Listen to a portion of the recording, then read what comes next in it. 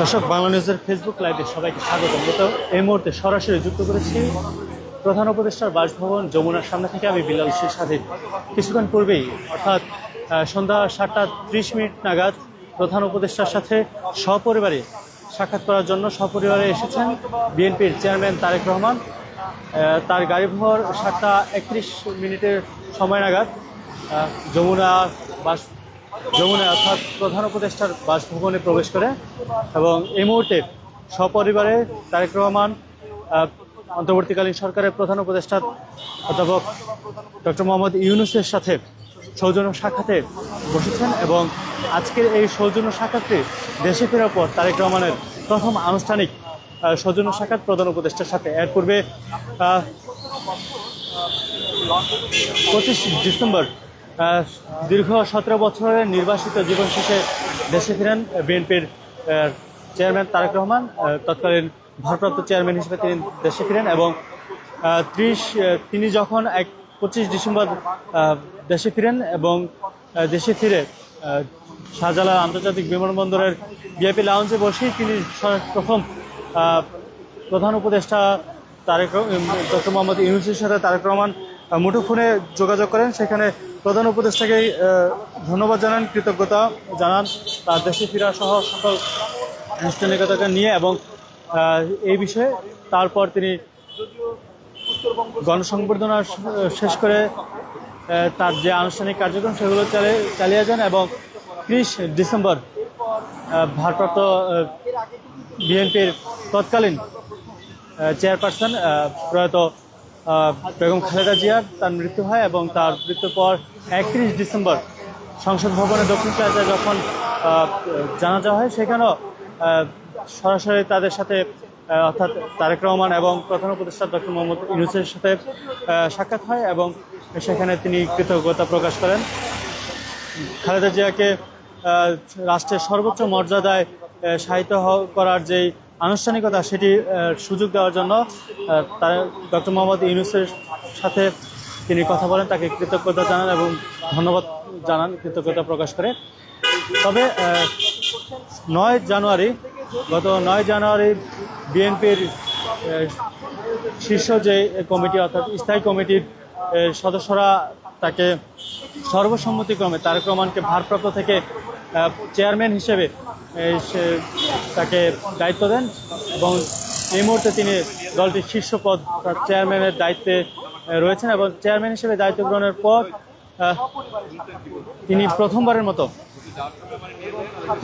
মতো তিনি অন্তর্বর্তীকালীন সরকারের প্রধান উপদেষ্টা ডক্টর মোহাম্মদ ইউনূসের সাথে সৌজন্য সাক্ষাতে এসেছেন সপরিবারে।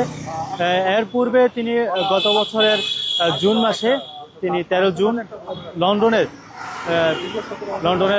ডরচেস্টার হোটেলে তারেক রহমান এবং ডক্টর মোহাম্মদ ইউনূস একটি 1.5 ঘন্টা ব্যাপী বৈঠক করেন। সেই বৈঠকে তৎকালীন সময়ে যেই আলোচনা হয়, যেটি নির্বাচনের প্রস্তুতি নিয়ে বিষয়ে আলোচনা হয় এবং এছাড়া অন্যান্য বিষয় নিয়ে তারা আলোচনা করেন।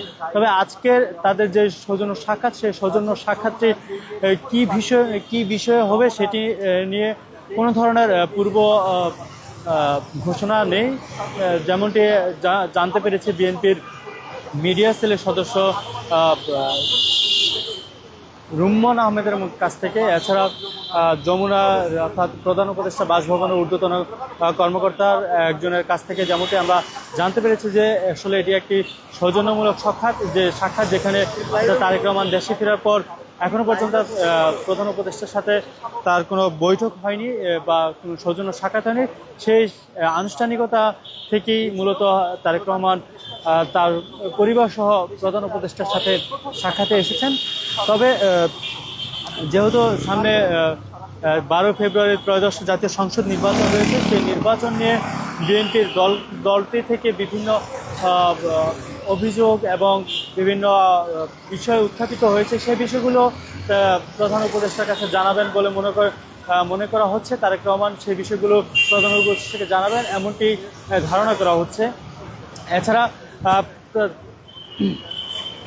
বিএনপির চেয়ারপারসন প্রয়াত বেগম খালেদা জিয়ার যেই মৃত্যুর পর এবং তার মৃত্যুর পূর্বে তাকে যে রাষ্ট্রের ভিভিআইপি ঘোষণা করে তাকে যে সর্বোচ্চ সম্মান দেওয়া হয়েছে এবং তার মৃত্যুর পর তাকে তাকে যে রাষ্ট্রীয় মর্যাদায় তাকে শায়িত করা হয়েছে, সেই বিষয়গুলো আসলে তারেক রহমান প্রধান উপদেষ্টাকে এর আগেও অনানুষ্ঠানিকভাবে কৃতজ্ঞতা প্রকাশ করেছেন। তবে আজকের এই সৌজন্য সাক্ষাতে সেই বিষয়গুলোকে আনুষ্ঠানিকভাবে তিনি কৃতজ্ঞতা প্রকাশ করবেন এমনটি ধারণা করা হচ্ছে। এছাড়া নির্বাচনকে উপলক্ষ করে যেই ধরনের অভিযোগ দলটির পক্ষ থেকে রয়েছে, যে ব্যালট পেপার সহ পোস্টাল ব্যালট পেপার সহ যে ধরনের অভিযোগগুলো দলটি উত্থাপন করেছে, সেই বিষয়গুলো প্রধান উপদেষ্টার কাছে উত্থাপন করা হবে এমনটি ধারণা করা হচ্ছে। এই মুহূর্তে প্রধান উপদেষ্টার কার্যালয়ে বা বাসভবনে সপরিবারে উপস্থিত রয়েছেন তারেক রহমান, এবং তার এই বৈঠক শেষে